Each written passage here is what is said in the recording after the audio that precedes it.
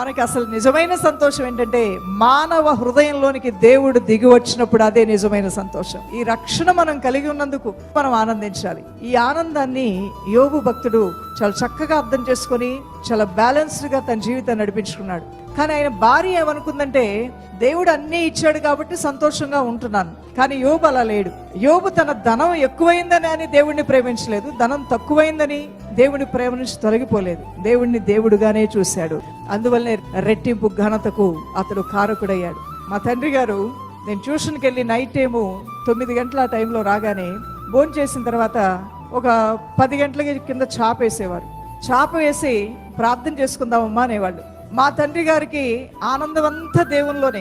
మేమిద్దరం కూర్చొని ప్రార్థన చేస్తూ ఉంటే ఆల్మోస్ట్ ఒక మధ్యరాత్రి 12:30 అయ్యేది. ఈ 2:30 గంటలు మేము ఏం చేసేవాళ్ళం అంటే, ఆయన మాకు ఇచ్చిన రక్షణ బట్టి ఆయన స్తుతించేవారు.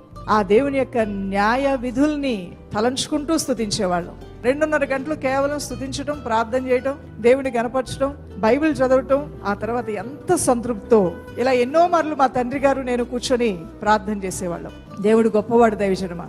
ఈ రోజున ఆ రక్షణ బావి ఆ యేసునాథుడే. ఆ రక్షణ ఆనందం మనం ఉచితంగా పొందుకున్నాం. దీనికి మూల్యం ఎవరమైనా చెల్లించామండి?